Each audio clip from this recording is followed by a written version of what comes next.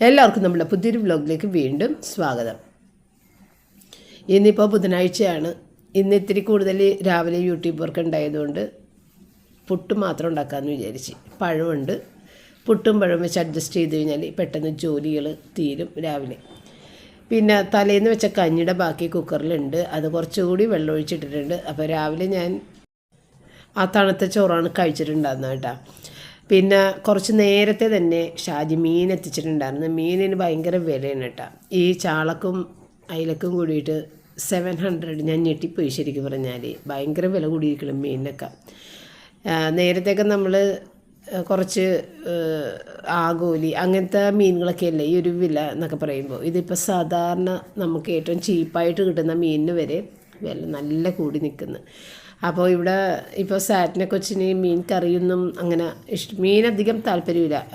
Fry ചെയ്ത് കഴിഞ്ഞാൽ മാത്രമേ കഴിക്കുള്ളൂ. അപ്പോൾ അതുകൊണ്ട് ഞാൻ ചാള എടുത്ത് എല്ലാം ഫ്രൈ ചെയ്യാൻ തന്നെ എടുത്തിട്ടാണ്. ഇപ്പോൾ കറി ഇങ്ങനെ ഇവിടെ വെക്കൽ കുറവാണ്. ഇപ്പോൾ പപ്പയാണെന്നുണ്ടെങ്കിലും കറി ഇപ്പോൾ അങ്ങനെ അധികം ഒന്നും കഴിക്കണമില്ല. എനിക്ക് പണ്ടേ മീൻ കറി താല്പര്യമില്ല. ഇനിയിപ്പോൾ റയൻ റോച്ചറൊക്കെ ഉണ്ടെങ്കിൽ മീൻ കറി വെക്കാൻ പറ്റുള്ളൂ എന്നുള്ളൊരവസ്ഥയിലാണ്. അപ്പോൾ അതുകൊണ്ട് തന്നെ ഒന്നും മാറ്റി വെച്ചില്ല. ചാള കംപ്ലീറ്റ് എടുത്ത് വറുക്കാൻ പുരട്ടി വെച്ചിട്ടാണ്. അപ്പോൾ ഇതൊരു റവ കൂടി ചേർത്തിട്ടുണ്ട് കേട്ടോ. തൈര് ചേർത്തിട്ടില്ല. അല്ലെന്നുണ്ടെങ്കിൽ നമ്മൾ തൈരും റവയും കൂടി ചേർത്ത്, പിന്നെ സാധാരണ പോലെ കുരുമുളക് പൊടി, മഞ്ഞൾപ്പൊടി, അങ്ങനെ അത്രയും മുളക് പൊടി. അപ്പോൾ ഒരിത്തിരി കോളിഫ്ലവർ ബാക്കിയിരിക്കുന്നുണ്ടായിരുന്നു. അത് റോജർ വന്നപ്പോഴത്തേക്ക് അവന് ബോയിൽ ചെയ്ത് കൊടുക്കാൻ വേണ്ടിയിട്ട് മേടിച്ചതിൻ്റെ ബാക്കി വളരെ കുറച്ചേ ഉള്ളൂ.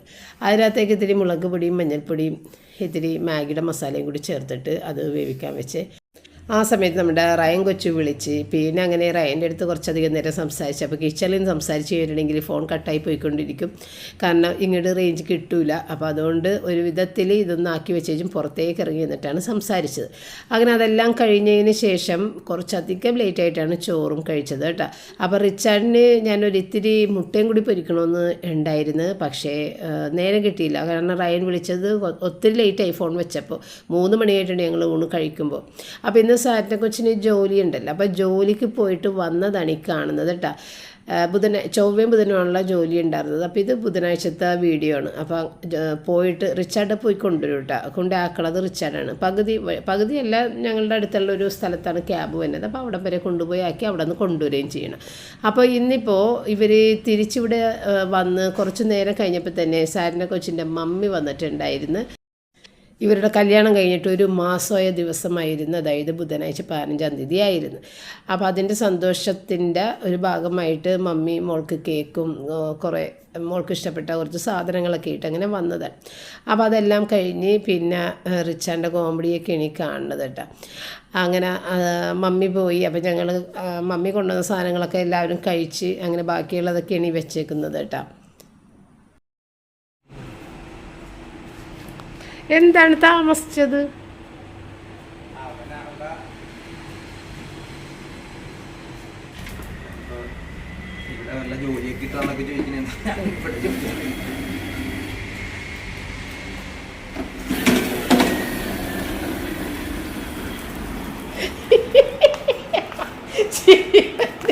റിച്ചാർഡിന് ചിരി പറ്റി തള്ളിവിട്ട കൊച്ച് വേറെ വഴിക്ക് മേടിച്ചിട്ട് അച്ഛോ ഭയങ്കര ഇഷ്ടപ്പെട്ടത്. ഇവിടെ വെച്ചിട്ട് ആരും എടുക്കാൻ. അപ്പം ഞാനും പപ്പയും കൂടി റൂബിനെയും കൊണ്ട് പുറത്ത് പോയി കുറേ അധികം നേരം ഇരുന്നിട്ടുണ്ടായിരുന്നു കേട്ടോ. അതിൻ്റെ വീഡിയോ ഒന്നും എടുത്തില്ല. അങ്ങനെ ഇരിക്കുന്ന സമയത്ത് ഞങ്ങളുടെ വഴിയുടെ അരികിൽ ഈ ഒരു കുറേ സാധനങ്ങൾ, അതിനകത്ത് ഇതുപോലെ ടോയ്സും ഉണ്ടായിരുന്നു. പിന്നെ കസേര, പ്ലാസ്റ്റിക്കിൻ്റെ കസേര, കൊട്ടകൾ, അങ്ങനത്തെയൊക്കെ കുറേ സാധനങ്ങൾ കേട്ടോ. അങ്ങനെ വിൽക്കാൻ വെച്ചേക്കണുണ്ട് വഴിയരികിൽ, നമ്മളുടെ അപ്പുറത്തെ ദ്രോണാചാര്യയുടെ ആ ഒരു വഴിയുടെ അരികിൽ. അപ്പോൾ വെറുതെ ഒന്ന് ചെന്ന് നോക്കാമെന്ന് പറഞ്ഞ് ഞാനും പപ്പയും കൂടി റൂബിനെ എടുത്തുകൊണ്ട് തന്നെ അവിടെ പോയി നോക്കിയിട്ടുണ്ടായിരുന്നു. അപ്പോൾ ഞാൻ പറഞ്ഞു ഏതായാലും ഒരു കാറ് മേടിക്കുക. അയാൾ അവിടെ ഇരിക്കണല്ലേ, അയാൾക്കൊരു കച്ചവടവും അങ്ങനെ നടക്കണതായിട്ട് കണ്ടില്ല. അന്നേ പിന്നെ ഒരു കാറ് മേടിക്കും പപ്പ. അവിടെ ഒരുപാട് ടൈപ്പ് വണ്ടികളുണ്ട് കേട്ടോ. അപ്പോൾ ഈ വണ്ടിയാണ് എനിക്കിഷ്ടപ്പെട്ടത്. ടിപ്പറും അങ്ങനത്തെ കുറേ സംഭവങ്ങളൊക്കെ ഉണ്ടായിരുന്നു. JCB എല്ലാം വലിയ വലിയ വണ്ടികളാണ് കേട്ടോ. അപ്പോൾ അത് ഞങ്ങൾ പോയിട്ട് തിരിച്ച് പോന്ന് വീട്ടിൽ വന്നു കഴിഞ്ഞപ്പോൾ എനിക്കൊരു വിഷമോ, അയാളൊരു കച്ചവടം നടക്കാതിരിക്കണേയുള്ളൂ. അപ്പോൾ ഒരെണ്ണം മേടിച്ചോ. എനിക്കാണെന്നുണ്ടെങ്കിൽ ഇതുപോലെയുള്ള ഈ അതായത് കുട്ടികൾ കളിക്കുന്നതായ എന്ത് സാധനങ്ങളും എനിക്ക് ഭയങ്കര ഇഷ്ടമാണ് കണ്ടുകൊണ്ടിരിക്കാനായിട്ട്. ഞാൻ ഈ ചെറിയ ചെറിയ ഡോളുകളൊക്കെ ഇല്ലേ, ബാർബി ഡോളൊക്കെ ഉടുപ്പൊക്കെ മാറ്റി ഷൂസൊക്കെ മാറ്റിയിരുന്ന ബാർബി ഡോളിനെയൊക്കെ ഞാൻ മേടിച്ച് ഞാനിങ്ങനെ കണ്ടുകൊണ്ടിരിക്കും. എനിക്ക് ഭയങ്കര ഇഷ്ടമാണ്. ഇപ്പോഴും അങ്ങനെ തന്നെയാണ്. എനിക്ക് ഭയങ്കര ഇഷ്ടമാണ് അത് കാണുന്നത്. കാരണം നമ്മുടെയൊക്കെ പ്രായത്തിൽ അങ്ങനെയൊന്നും ഉണ്ടായിരുന്നില്ല. ഇങ്ങനെ ഉടുപ്പ് മാറ്റണ ഒരു ഡോള് അതുമല്ല അങ്ങനെയൊന്നും മേടിച്ചൊന്നും തരുമൊന്നുമില്ല. അപ്പോൾ ആ ഒരു ഇഷ്ടം ഈ പ്രായത്തിലും എനിക്ക് നിൽക്കുന്നുണ്ട്. എന്ന് പറഞ്ഞ പോലെ ഞാനത് മേടിച്ചതാണ്. റൂബിനിടക്ക് അതൊന്ന് ഉന്തിയൊക്കെ കാണിച്ച് കളിപ്പിക്കാമല്ല, അങ്ങനെയൊക്കെ വിചാരിച്ച് മേടിച്ചതാണ്. അപ്പം ഞാനിങ്ങനത്തെ ടോയ്സൊക്കെ എനിക്ക് വേണ്ടിയിട്ട് ഞാൻ മേടിച്ച് കുറച്ച് ദിവസം ഉപയോഗിച്ചതിന് ഇങ്ങനെ കൊതി തീരുമ്പോൾ ആർക്കെങ്കിലും കൊടുക്കും. അപ്പോൾ അതുപോലെ ഇതും കുട്ടികൾ ആരെങ്കിലും വരുമ്പോൾ ആ കുട്ടികൾക്ക് കൊടുക്കാമല്ല എന്നൊക്കെ വിചാരിച്ച് അങ്ങനെ മേടിച്ചതാണ്. മെയിനായിട്ട് അയാൾക്കൊരു കച്ചവടം ആകട്ടെ എന്ന് വിചാരിച്ചങ്ങനെ മേടിച്ച് 500 രൂപയാണ് കേട്ടോ. എന്നിട്ട് എന്തോ 450 രൂപക്ക് കൊടുത്ത് 50 രൂപ എന്തോ കുറച്ച്. അപ്പോൾ ഈ ബുധനാഴ്ച ദിവസം ഇത്രയും മാത്രമാണ് ഞാൻ വീഡിയോ എടുത്തിട്ടുണ്ടായിരുന്നത്. അതിനുശേഷം രാത്രി 12:30 ഇവിടെ പപ്പയും 2 മക്കളും കൂടി ഗ്രൗണ്ടിൽ വലിയ TV-യിൽ കളി കാണാൻ വേണ്ടിയിട്ട് പോയിട്ടുണ്ടായിരുന്നു. അത് കഴിഞ്ഞ് 3 മണി വെളുപ്പിനാണ് ഇവർ 3 പേരും കൂടി തിരിച്ച് വീട്ടിലേക്ക് കയറിയത്. ഇത് പോയതും ഞാൻ കണ്ടില്ല, വന്നതും കണ്ടില്ല. ഇവർ പോകുമെന്ന് എന്നോട് പറഞ്ഞിട്ടുണ്ടായിരുന്നു. പക്ഷേ ഞാൻ ആ സമയത്ത് ഉറങ്ങിപ്പോയിട്ടുണ്ടായിരുന്നു, ഞാൻ കണ്ടില്ല. അതുകൊണ്ട് വീഡിയോ എടുത്തിട്ടില്ല.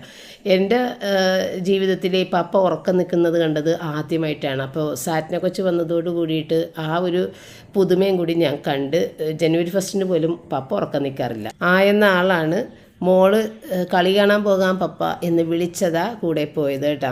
ഏതായാലും ഒരുപാട് സന്തോഷം തോന്നി.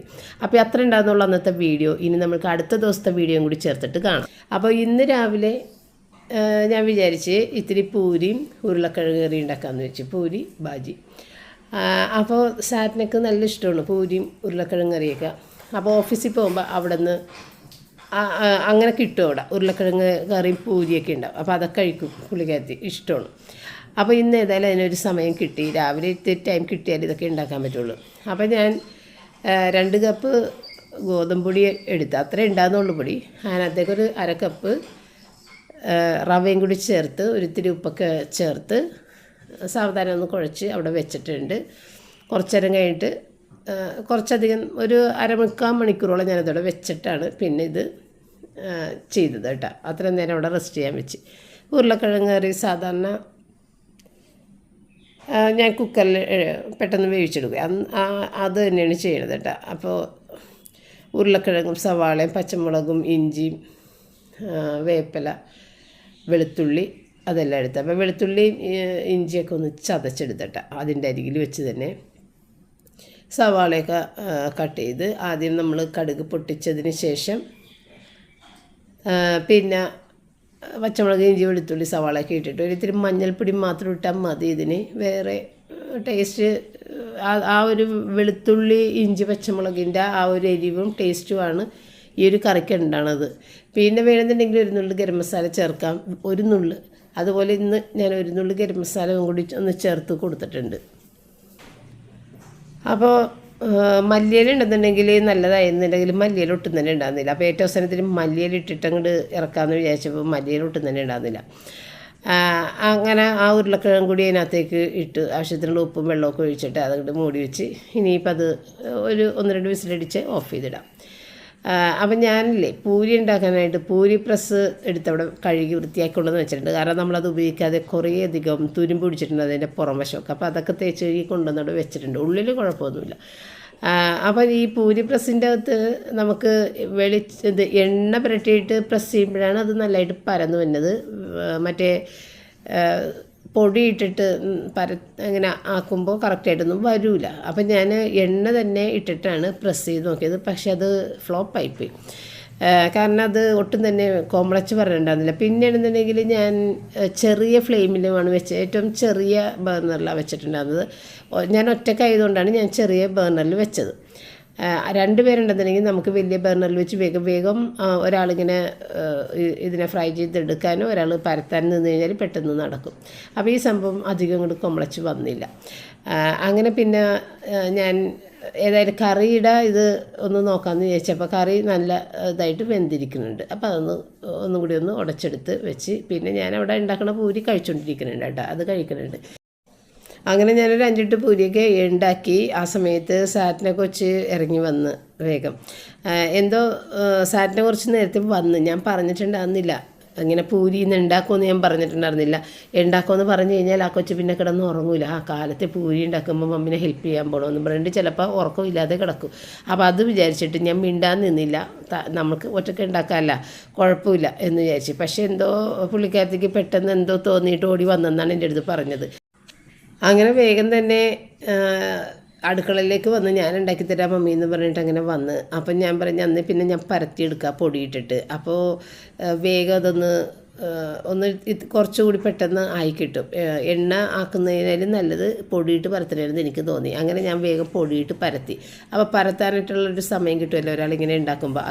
അത് കറക്റ്റായിരുന്നു. പൊടിയിട്ട് പരത്തിയതെല്ലാം നല്ലപോലെ കുമളച്ച് വന്ന് പിന്നെ ഞാൻ ബേർണറും ഇത്തിരി കൂടി കൂടുതൽ ഫ്ലെയിമുള്ള ബേർണറിലേക്കും അങ്ങോട്ട് മാറ്റി വെച്ചിട്ടാണ്.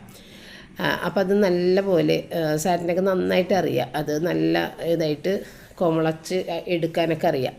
പിന്നെ പറയാനുള്ളത് റോജൻ്റെ ബർത്ത്ഡേയുടെ വീഡിയോ ശനിയാഴ്ച ഇട്ടിട്ടുണ്ടായിരുന്നു. നിങ്ങൾ ഒരുപാട് പേര് മോനെ വിഷ് ചെയ്തും ബ്ലെസ് ചെയ്തും ഒക്കെ കമൻറ്റ് ഇട്ടിട്ടുണ്ടായിരുന്നു. എല്ലാവർക്കും ഒരുപാട് നന്ദി അറിയിക്കുന്നു. അതുപോലെ റോജറും എനിക്ക് താങ്ക് യു മമ്മി എന്ന് പറഞ്ഞിട്ടൊരു കമൻറ്റ് ഇട്ടിട്ടുണ്ടായിരുന്നു. അത് ഞാൻ പിൻ ചെയ്ത് വെച്ചിട്ടുണ്ടായിരുന്നു. ആ പിൻ ചെയ്ത കമൻറ്റിൻ്റെ ഇടയിൽ കുറേ അധികം പേര് റോജറിന് നേരിട്ടും കമൻറ്റ് ഇട്ടിട്ടുണ്ടായിരുന്നു. അവർക്ക് എല്ലാവർക്കും തന്നെ റോജർ റിപ്ലൈ ചെയ്തിട്ടുണ്ട് കേട്ടോ അതിൻ്റെ അകത്ത്. അപ്പോൾ ഈ കുഞ്ഞുങ്ങളുടെ ഓരോ വയസ്സും ഞാൻ ബർത്ത്ഡേ ഇങ്ങനെ പുതിയ ഡ്രസ്സ് പുതിയ ഷൂസൊക്കെ ഇടിച്ച് സ്റ്റുഡിയോയിൽ കൊണ്ടുപോയി ഫോട്ടോ എടുപ്പിക്കൽ ഒരു പതിവുണ്ടായിരുന്നു. പക്ഷേ ഇവർ ഒരുവിധം വലിയ കുട്ടികളായി ടീനേജിലേക്ക് കടന്നു കഴിഞ്ഞാൽ ഇവർ പിന്നെ വരില്ല. ഇവർക്ക് നാണമാണ്. പിന്നെ സ്റ്റുഡിയോയിൽ വന്ന് ഫോട്ടോ എടുക്കാനൊന്ന് പൊയ്ക്കുക മമ്മി എന്ന് പറയും. അങ്ങനെ എനിക്ക് അത്രയൊക്കെ എടുക്കാൻ സാധിച്ചിട്ടുണ്ട്. പിന്നെ പിള്ളേർ സമ്മതിച്ചിട്ടില്ല. പിന്നെ നമ്മൾ ഈ മൊബൈൽ ഫോണിൽ എടുക്കുന്ന ഫോട്ടോയൊക്കെ മാത്രമാണ് പിന്നെ എനിക്ക് ഇടാനായിട്ടുള്ളത് അതിൻ്റെ പിന്നിലേക്ക്. അപ്പോൾ അവർ സമ്മതിച്ചിരുന്നെങ്കിൽ ഓരോ പ്രായത്തിലെ ഫോട്ടോയും നല്ല കറക്റ്റായിട്ട് സ്റ്റുഡിയോയിൽ പോയി ഞാൻ എടുപ്പിച്ച് വെച്ചേനെ. അത് പോട്ടെ, ഏതായാലും ഉള്ളതൊക്കെ കിട്ടിയിട്ടുണ്ട്. അവർക്ക് ഇതിലൊന്നും യാതൊരു വിലയുമില്ല കേട്ടോ. അതാണ് എനിക്കൊരു സങ്കടം. ഇത് കാണുന്നത് നിങ്ങൾക്കത് വലിയൊരു സംഭവമായിട്ട് തോന്നണില്ലേ? പക്ഷേ എൻ്റെ മക്കൾക്ക് 3 പേർക്കും ഞാൻ എടുത്തു വെച്ച ഈ ഫോട്ടോൻ്റെ ഈ കളക്ഷനൊന്നും ആർക്കും യാതൊരു വിലയും കാണാറില്ല. അവർക്ക് നാണക്കേടാണ്. അവരാരെയും കാണിച്ചു പോലും കൊടുക്കാറില്ല. അതെന്താണെന്നാണ് എനിക്ക് മനസ്സിലാവാത്തത്. എന്തെങ്കിലും ആട്ടെ, എൻ്റെ ഒരു സാറ്റിസ്ഫാക്ഷനാണ് ഞാൻ ആ ചെയ്തത്. പ്രായമാകുമ്പോൾ എനിക്കും പപ്പയ്ക്ക് ഇരുന്ന് കാണാനുള്ള സംഭവങ്ങളാണ് ഞങ്ങൾ സൂക്ഷിച്ചു വെച്ചേക്കുന്നത്. അത് പോട്ടെ. അപ്പം ഞങ്ങൾ ഇതേ ബ്രേക്ക്ഫാസ്റ്റ് ഞങ്ങൾ 4 പേരും കൂടി ഞാനപ്പോൾ വീഡിയോ എടുക്കണോണ്ടാണ് ഇരിക്കാഞ്ഞത്. അങ്ങനെ കഴിച്ച് അതും കഴിഞ്ഞ് പിന്നെ ഇത്തിരി ഉള്ളി വെള്ളത്തിലിട്ടിട്ടുണ്ടായിരുന്നു. ആ ഉള്ളി ഒന്ന് പൊളിച്ചെടുക്കാൻ ഇത്തിരി ബുദ്ധിമുട്ടായിരുന്നു. കുഞ്ഞുള്ളിയായിരുന്നു.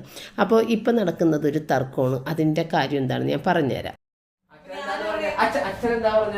അവിടെ നിൽക്കരുതെന്നാണ് പറഞ്ഞത്. ഫോട്ടോഗ്രാഫേഴ്സ് കല്യാണം കഴിഞ്ഞിട്ട്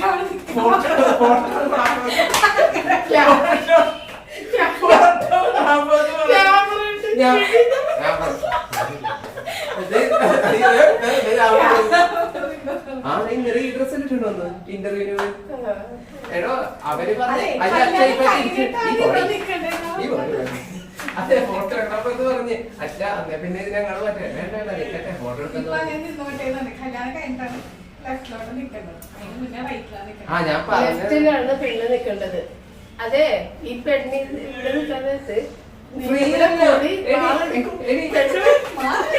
അല്ല മമ്മി എനിക്ക് മനസ്സിലാച്ചാൽ പുള്ളി പറഞ്ഞ് വാളെടുക്കാൻ നേരത്തെ ഇങ്ങനെയല്ലേ പറഞ്ഞത്. അപ്പൊ അത് പെണ്ണ് ഗാഡിയുടെ രീതിയിലായിരിക്കണമെന്നാണ്. ഗാഡിയാണെങ്കിൽ ഇവിടെ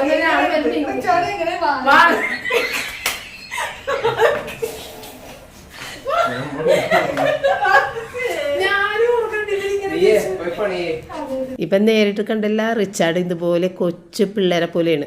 ഞാനും സാറ്റിനെയും കൂടി റിച്ചാർഡിൻ്റെ അടുത്തൊരു കാര്യം പറയുമ്പോൾ റിച്ചാർഡ് പറഞ്ഞത് അങ്ങനെയല്ല വേറെ ഇതാണെന്നാണ് പറഞ്ഞത്. അപ്പം ഞാനും സാറ്റിനെ അത് പറഞ്ഞ് മനസ്സിലാക്കാൻ ശ്രമിക്കണേണ് കാണുന്നത്. മനസ്സമ്മതത്തിന് ഇവർ പള്ളിയിൽ ചെന്നപ്പോഴത്തേക്കും അച്ഛൻ പറഞ്ഞ് പെണ്ണെപ്പോഴും ലെഫ്റ്റ് സൈഡിലാണ് നിൽക്കേണ്ടത്. അതെന്താണെന്ന് അറിയാമോ റിച്ചാർഡ് എന്ന് ചോദിച്ചു. അപ്പോൾ അറിയാൻ പാടില്ല. ഓക്കെ, അപ്പോൾ അച്ഛൻ പറഞ്ഞു കൊടുത്ത് വലത്തെ കൈ കൊണ്ട് വാൾ ഊരിയെടുത്ത് വൈഫിനെ പ്രൊട്ടക്റ്റ് ചെയ്യാനായിട്ട് ചെയ്യാനായിട്ട് വേണ്ടിയിട്ടാണ് ഈ ലെഫ്റ്റ് സൈഡിൽ വൈഫിനെ ഇങ്ങനെ നിർത്തുന്നത്. കാരണം വാളൂരിന് വലത്തെ കൈ കൊണ്ടാണ് ഒരു പ്രൊട്ടക്ഷന് വേണ്ടിയിട്ട്. അപ്പോൾ ഈ പുള്ളി പറഞ്ഞത് ഇല്ല, ഭാര്യനെ റൈറ്റ് സൈഡിലാണ് നിർത്തേണ്ടത്, റൈറ്റ് സൈഡിൽ നിന്ന് വാളെടുക്കുമ്പോൾ വൈഫിനെ റൈറ്റ് സൈഡിലാണ് നിർത്തേണ്ടത്. അപ്പോൾ സാറ്റിനെ നിന്ന് കാണിക്കണതാണ്. ഞാനിവിടെ നിന്ന് കഴിഞ്ഞാൽ റിച്ചു ചേട്ടൻ എങ്ങനെ വാളെടുക്കും എന്നൊക്കെയാണ് ചോദിച്ചോണ്ടിരിക്കണത്. അവസാനം ആൾക്കും മനസ്സിലായി പറഞ്ഞത് പൊട്ടത്തരം ഓർന്നെന്ന്. അപ്പോൾ ഐഡിയയിൽ നിങ്ങൾക്ക് നിങ്ങളുടെ പണി ചെയ്യും, ഞാൻ എൻ്റെ പണി ചെയ്യട്ടെ എന്നൊക്കെ പറഞ്ഞ് പോയ പോക്കാണ് കണ്ടത് കേട്ടോ. നല്ല രസമാണ്. ഇതുപോലെയുള്ള കുറേ കോമഡികൾ ഇങ്ങനെ അരങ്ങേറിക്കൊണ്ടിരിക്കും കേട്ടോ. റിച്ചാർഡ് കൊച്ചു പിള്ളേരെ പോലെ. ഞാൻ പറഞ്ഞില്ലേ, റിച്ചാർഡ് പണ്ട് മുതൽ ഞങ്ങളുടെ വീട്ടിലെ ഏറ്റവും ഇളയ ആൾ റിച്ചാർഡായിട്ടായിരുന്നു എപ്പോഴും റിച്ചാർഡ് പെരുമാറുന്നത്. എന്ന കാര്യങ്ങൾക്ക് വേണ്ടിയിട്ട് ആൾ നല്ല സ്ട്രോങ് ആയിട്ട് നിൽക്കുകയും ചെയ്യും കേട്ടോ. അത് ആ ഒരു കംഫർട്ട് സോണിൽ വരുമ്പോഴാണ് പുള്ളി ഇങ്ങനെ കൊച്ചു കുട്ടിയായിട്ടൊക്കെ പെരുമാറുന്നത് കേട്ടോ. അതാണ് പുള്ളിയുടെ സന്തോഷം. നമ്മളുടെ വീട്ടിലെ അമ്മയുടെ മുമ്പിലും ഒക്കെ ഭയങ്കര കൊച്ചുകുട്ടിനെ പോലെ പെരുമാറാൻ ആൾ ഇഷ്ടപ്പെടുന്നത്. ഈ കല്യാണം കഴിഞ്ഞിട്ടാണെന്നുണ്ടെങ്കിലും യാതൊരു മാറ്റം വന്നിട്ടില്ല. സാറ്റിനാണെങ്കിലും ഫുൾ സപ്പോർട്ടാണ്. സാറ്റിനെയും കൊച്ചുകുട്ടികളുടെ പോലത്തെ ഒരു പ്രകൃതക്കാരി. അതുപോലെ തന്നെ സാറ്റിനൊക്കെ ഒരു ശബ്ദം പോലും ഇല്ല, വളരെ ചെറിയ ശബ്ദത്തിൽ സംസാരിക്കുന്ന ആളാണ്. ഇപ്പം ഈ വാളെടുക്കുന്ന കാര്യം പറഞ്ഞപ്പോഴാണ് സാറ്റിൻ്റെ ഒരു ശബ്ദം ഒരു ഇത്തിരിയെങ്കിലും അത് റിച്ചാർഡ് ഇങ്ങനെ തർക്കിച്ച് നിന്നപ്പോഴത്തേക്ക് അങ്ങനെയല്ല റിച്ചു ചേട്ടാ ഇങ്ങനെയാണെന്ന് പറഞ്ഞിട്ട്, അല്ലാതെ സാറ്റിനൊക്കെ ഒരു ശബ്ദം പോലും എടുക്കാത്ത കുട്ടിയാണ് കേട്ടോ. സാറ്റിനെ നമ്മളോട് പറഞ്ഞ കാര്യങ്ങൾ നമ്മൾ വീണ്ടും വീണ്ടും എന്താണ് പറഞ്ഞതെന്ന് ചോദിക്കേണ്ടി വരും. അത്രയും ശബ്ദം താഴ്ത്തി മാത്രം സംസാരിക്കുള്ളൂ. സാറ്റിന് ഇപ്പം വന്നിട്ട് ഒരു മാസമില്ലേ, ഒരാൾ പോലും സാറ്റിൻ്റെ ശബ്ദം കേട്ടിട്ടുണ്ടാവില്ല, ഞങ്ങൾക്ക് പോലും കേൾക്കാൻ പറ്റൂല. പിന്നെ ഞാൻ ആ ഉള്ളിയെല്ലാം പൊളിച്ച് ഒരു കണക്കിനെടുത്തിട്ട് പൊടി ഉള്ളിയാണ് അതെല്ലാം ക്ലീൻ ചെയ്തെടുത്ത് വെച്ച്, പിന്നെ സാറ്റിനെ കൊച്ച് എനിക്ക് തേങ്ങയൊക്കെ ചിരണ്ടി തന്നിട്ടുണ്ടായിരുന്നു. പിന്നെ ഇന്നിപ്പോൾ ചാള വറുത്തത് ഉണ്ട്, അതിന് സൈഡായിട്ടൊക്കെയുള്ള ഒരു ക്യാബേജ് തോരനും ഒരു മോര് ചാറും ഒക്കെ ഉണ്ടാക്കി. പിന്നെ ഒരു മുട്ട പൊരിച്ച് റിച്ചാനും സാറ്റിനൊക്കെ കൂടി അതും കൊടുത്ത്, പിന്നെ വൈകുന്നേരം ഇപ്പോൾ ഒരു ചായയൊക്കെ ഇട്ട് പിന്നെ 2 മാങ്ങയും എടുത്ത് കട്ട് ചെയ്ത് അതൊക്കെ കഴിച്ച്. വേറെ ഒന്നും ഉണ്ടാക്കാൻ നിന്നില്ല. പിന്നെ ഇതേ പായസം, അതും സാറ്റയുടെ മമ്മി കൊണ്ടുവന്നാണ്. അത് ഞാൻ കുറച്ച് കഴിക്കാനെടുത്ത് സാറ്റൊക്കെ കുറച്ച് വെച്ചിട്ട് സാറ്റിനെ കഴിച്ചില്ല, അത് വീണ്ടും ഫ്രിഡ്ജിലോട്ട് ഞാൻ മാറ്റിയിട്ടുണ്ട്. അങ്ങനെ ഞാൻ വൈകുന്നേരം ആയപ്പോഴത്തേക്കും നടക്കാൻ പോയി വന്ന്, അത് കഴിഞ്ഞ് വൈകുന്നേരത്തെ ഡിന്നറിന് വേണ്ടിയിട്ട് റിച്ചാർഡിന് കുറച്ച് നഗറ്റ്സൊക്കെ വറുത്താൽ മതി മമ്മി എന്ന് പറഞ്ഞിട്ടുണ്ടായിരുന്നു. ഉച്ചയ്ക്ക് മുട്ട പൊരിച്ചതൊക്കെ അല്ലേ കൊടുത്തത്. അപ്പോൾ അത് വറുക്കാൻ വേണ്ടി വന്നപ്പോഴും റിച്ചാർഡ് ഓരോ കാര്യവും പറഞ്ഞ് ഓരോ കാര്യം നൂലിക്കെട്ടി ഇറക്കി കൊണ്ടുപോകുന്നതാണ് കേട്ടോ. കോമഡിയാണല്ല. അപ്പോൾ അതിൻ്റെ കുഞ്ഞു കുഞ്ഞു തമാശകളും കാര്യങ്ങളൊക്കെ ആയിട്ട് ഞങ്ങൾ 3 ആളും കൂടി അവിടെ നിന്ന് അതൊക്കെ ചെയ്ത് അത് കഴിഞ്ഞ് പിന്നെ അടുത്തൊരാവശ്യം സാറ്റിനെ കൊച്ചിന് ഇവിടെ ഒരു ഷിപ്പ് ഇരിപ്പുണ്ടായിരുന്നു, അതൊന്ന് കാണിച്ചു തരുമോയെന്ന് ചോദിച്ചു. ഇത് പപ്പ ജോലി ചെയ്യണ സമയത്ത് ആഫ്രിക്കയിൽ നിന്ന് അവരെ കൊണ്ട് പണിയിപ്പിച്ച് കൊണ്ടുവന്ന ഷിപ്പായിരുന്നു. അന്ന് ഞങ്ങൾക്ക് റിച്ചാർഡ് മാത്രമേ കുഞ്ഞായിട്ട് ഉണ്ടായിരുന്നുള്ളൂ. അപ്പോൾ അതുകൊണ്ട് തന്നെ അത്രയും വർഷം കഴിഞ്ഞപ്പോൾ ഇത് ഇത്തിരി ഡാമേജൊക്കെ ആയിട്ടുണ്ട്. അപ്പോൾ ഇത് സെൽട്രാമാർ ബൾക്കേഴ്സ് എന്നുള്ള ഒരു പേരിലാണ് ഈ കപ്പൽ പപ്പ ഉണ്ടാക്കിയത്. കാരണം ആ കമ്പനിയിലായിരുന്നു പപ്പ അന്ന് വർക്ക് ചെയ്തുകൊണ്ടിരുന്നത്. അപ്പോൾ സാറ്റിനെ കൊച്ചിനെ അതൊന്ന് കാണണമെന്ന് പറഞ്ഞപ്പോൾ അത് മോളിൽ നിന്ന് പപ്പ അപ്പം തന്നെ പറയേണ്ട താമസം അപ്പം തന്നെ ഇറക്കി കൊണ്ടുവന്ന് അത് കാണിച്ച് അതിനകത്ത് ഓരോ കാര്യങ്ങളും പറഞ്ഞു കൊടുക്കണേണ്. സാറ്റിനെ എന്ന് പറഞ്ഞു കഴിഞ്ഞാൽ എന്ത് കാര്യം പറഞ്ഞു കഴിഞ്ഞാലും നല്ല പെട്ടെന്നുള്ള ഒരു ഗ്രാസ്പിംഗ് പവറും അത് ഓർത്ത് വെക്കാനും മിടിക്കുകയാണ് കേട്ടോ. എനിക്ക് ഇത്രയും നാളൊരു മർച്ചൻ്റ് നേവിക്കാരൻ്റെ ഭാര്യയായിട്ട് ജീവിച്ചിട്ട് എനിക്കിതിൻ്റെ ABCD അറിയില്ല. പക്ഷേ ഈ കൊച്ചില്ലേ, റിച്ചാർഡിനെ കല്യാണം കഴിക്കുന്നതിന് മുൻപ് തന്നെ ഒരു 6 മാസത്തോളം ഇവർ സംസാരിച്ചില്ലേ, ആ സമയത്ത് തന്നെ ഈ കൊച്ചി കപ്പലിൻ്റേതായ എല്ലാ കാര്യങ്ങളും പഠിച്ചു കഴിഞ്ഞ് എനിക്ക് അതിശയം തോന്നി. അത് മറക്കേയില്ല, എപ്പോൾ ചോദിച്ചാലും കറക്റ്റായിട്ട് പറയും. അപ്പോൾ എന്ന് പറഞ്ഞ പോലെ ഈ കൊച്ചി എല്ലാ കാര്യങ്ങളും ശ്രദ്ധയോടുകൂടി അത് കേട്ട് മനസ്സിലാക്കാൻ നല്ലൊരു കഴിവാണ്. അപ്പോൾ അതാണ് ഇപ്പോൾ അവിടെ കാണുന്നത് കേട്ടോ. അത് പറഞ്ഞു കൊടുക്കണേണ്. പപ്പയും മകനും കൂടിയൊക്കെ ഓരോന്ന് പറഞ്ഞു കൊടുക്കണം. ഞാൻ ആ വശത്തേക്കേ നോക്കണില്ല, നമുക്ക് അടുക്കളപ്പണിയാണ് പറഞ്ഞേക്കണം. അതുകൊണ്ട് നമ്മൾ അതൊക്കെയാണ് ചെയ്തുകൊണ്ടിരിക്കണം. അങ്ങനെ എനിക്കും പപ്പക്കുള്ള ചോറൊക്കെ വിളമ്പി വെച്ച് മറ്റുള്ള കറികൾ കൊണ്ടുവന്ന് വെച്ച്, കുട്ടികൾക്കുള്ള ചോറ് ഞാനിപ്പോൾ വിളമ്പാറില്ല. കാരണം അവർക്ക് വേണ്ടത് അത്യാവശ്യമേ കഴിക്കുന്നുള്ളൂ. റിച്ചാണിനി ഒട്ടും തന്നെ വണ്ണം വെക്കാൻ പാടില്ല. അപ്പോൾ വന്നു കഴിഞ്ഞ് കുറച്ചധികം വണ്ണം വെച്ച് അതിനുശേഷം വീണ്ടും അവൻ വണ്ണം കുറച്ചിട്ടുണ്ട്. ഇനിയിപ്പോൾ മെഡിക്കലിലൊക്കെ തോക്കാൻ പാടില്ലല്ലോ. അപ്പോൾ അതുകൊണ്ട് തന്നെ വണ്ണം ഇനി വെക്കാതെ നോക്കണം എന്ന് പറഞ്ഞിട്ട് ഇങ്ങനെ ചോറെല്ലാം അത്യാവശ്യം മാത്രമേ കഴിക്കുന്നുള്ളൂ. അപ്പോൾ ഇത്രയും ഉണ്ടായിരുന്നുള്ളൂ വീഡിയോ. വൈൻഡപ്പ് ചെയ്യുന്ന അടുത്തൊരു വീഡിയോ ഇട്ട് നാളെ വീണ്ടും കാണാം. താങ്ക്